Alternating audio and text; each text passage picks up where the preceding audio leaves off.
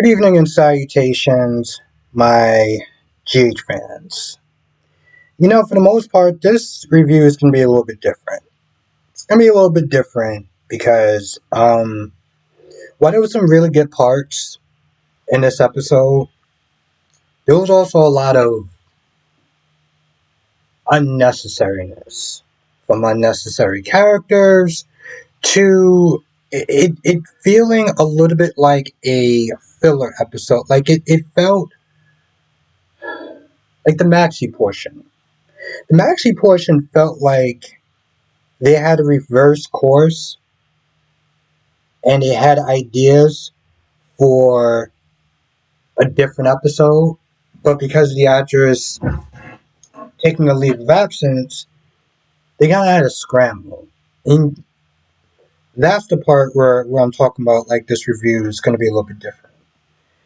But we'll start off with the police station stuff. Justine, Sonny,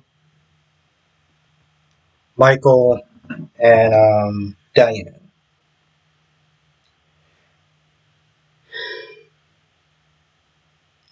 Sonny's sitting there telling Justine, like, yo, listen, this dude is sitting there blowing things out of proportion.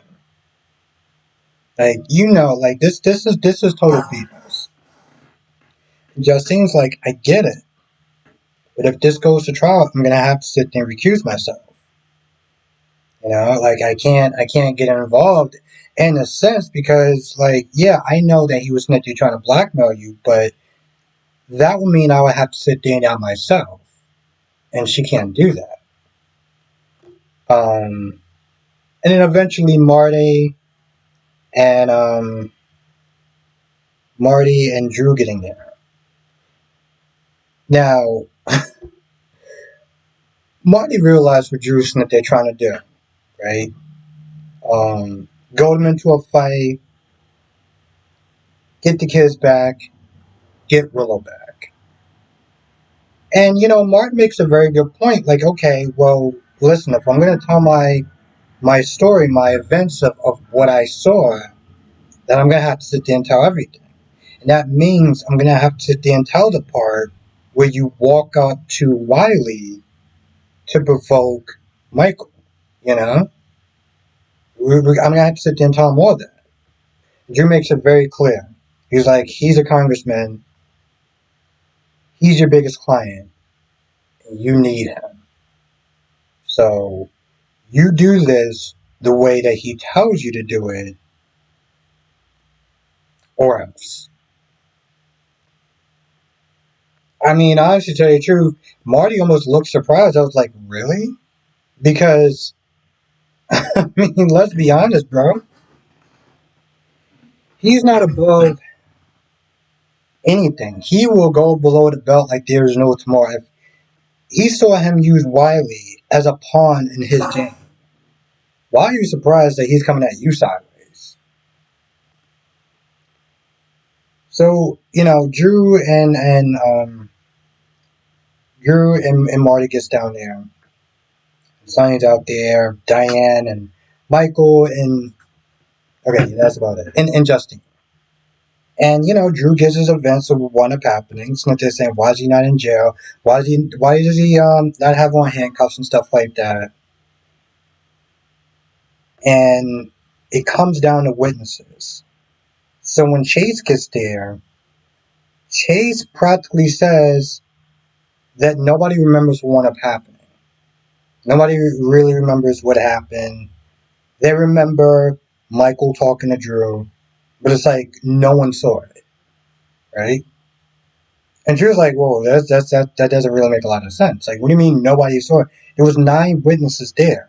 And Chase said, "And you're telling me nobody remembers what up happening?" And at one point, Drew gets so upset, he practically snitted saying that Chase is corrupted. He's working for Sonny. He's working for Michael. He lives in the Quartermains and mansion and everything like that. And that pisses him off because now you're coming at his integrity. Justine pretty much kind of chews him out for that. So Justine has him write a statement saying, "Hey, listen, Michael threatened my life. Da da da da da." and he signs it. And then Justine is like, listen, since you are also a witness, you're gonna have to sit there and put that in writing that Michael threatened you. Michael threatened to end your life. And I was surprised it actually came out with that because I thought that that was enough until he brought up like a threat that didn't happen. I don't remember him sitting there saying that. He could have said that. I would have to go back, but I don't remember him sitting there saying like if you ever go by my son or anything like that, I'm gonna end your life. But it does come down to Marty's um if he's willing to sit there and sign the affidavits. Now so on the commercial, he practically sat there and said, and this is something else. Before they got there, um, they're talking, and I think Drew is the one that brung up the fact that Stella has a insurance fraud case over her head. And Maury's like, how do you know that? And Drew's just like, well, I'm a congressman. I'm making my business to know things. Right then and there. You figured it out. And honestly, to tell you the truth, part of me was a little surprised because I partly thought that he was going to be like, whoa, I told you that in confidence as a friend or whatever. And you're gonna put this woman that has practically saved me using this game of revenge and whatever sort of wooing that you plan on doing. You're gonna punish my friend for that. I honestly thought he was gonna be like, you know what, I'm done, I'm out, I can't. Listen, I need the money, but I clearly do not need it that bad to work for damn near the devil at this point. But he knew. I'm pretty sure he knew. I'd be surprised if he didn't know. Because he does sit there and say, are you going to drop the case with Stella? Oh, that's what it was. Um, Stella was like, Marty was like, hey, listen, Stella will sit there and attest to that.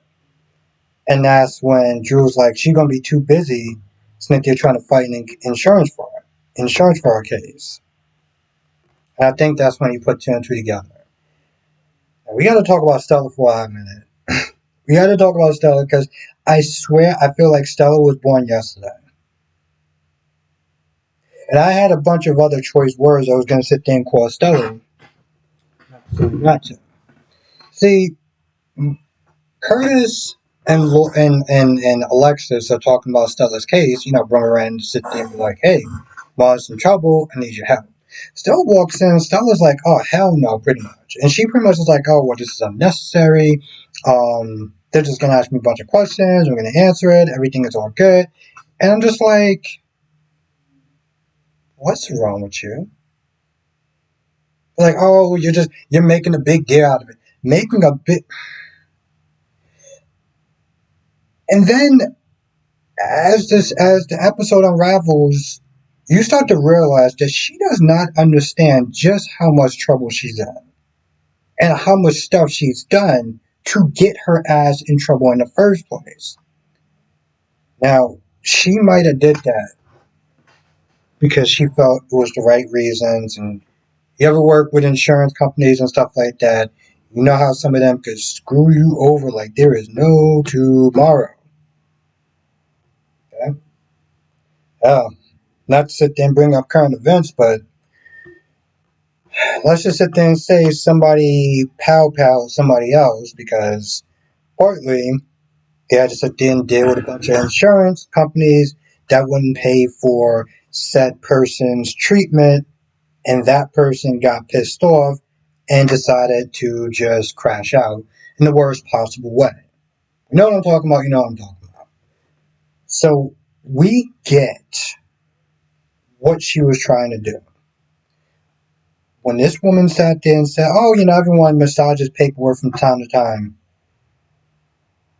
If everyone jumped off a goddamn bridge, you plan on doing that too? And that's when I think it was either Alexis like, well, how many times did you do this? 7. I had to get up and I got me some grapes because I'm like, wait. You acting like this is not a big deal, and you did this shit 7 goddamn times. And she had the audacity to sit there and say, "You're making too much of a big deal of this. Why are you making this woman come across as dumb as fuck? I normally don't curse as much, but why? Why? So she did that 7 times, and one of those times, she tells them it was with Martin. Now, Curtis is like, "You think that Martin said anything?" No, no, no, no, no. He wouldn't sit there and say anything. He's my friend. I helped him out and everything like that. He's like, "Well, I saw him being all buddy buddy with Drew. Do you think that he said something unintentionally to Drew?" And that's when he was like, "Yep, this is true." Remember, it came from high up. Portia didn't know about this. The GH lawyers didn't know anything about this. Nobody knew anything about this. This came from the top, like congressman top. They realized that this this truth. I was going to use another word, and I realized, yeah, I can't pronounce it. I don't think I'm saying it right. Detente? You know what I'm saying, but you realize that truth was a horse shit. It, I mean, granted, not that he had much stock in it anyway, but like, I guess he really just felt like he had more time. Now you realize that he did. So that's what happens.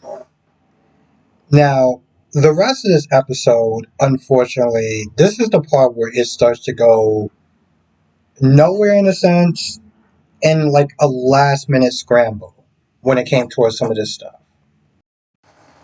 See, for the most part, Geo was entirely pointless in being here. He had his running with Drew. They went back and forth. Drew being like, "Oh, you cut ties to the Quartermains. Good job."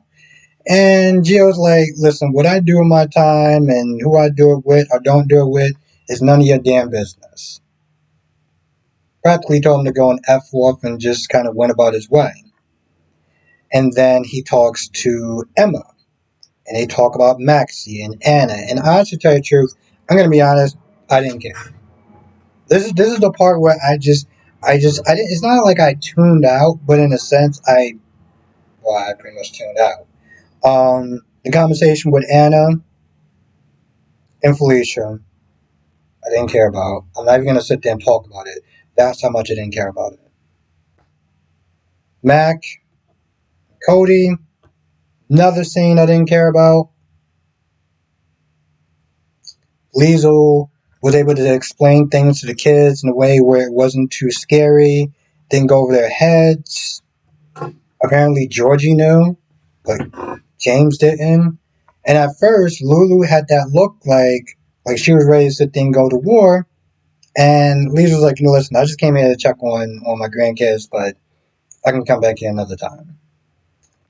And Lulu being like, just stay. And she does sit there and thank her because she felt like she didn't have the words to sit there and say when she promised Spinelli she was going to talk to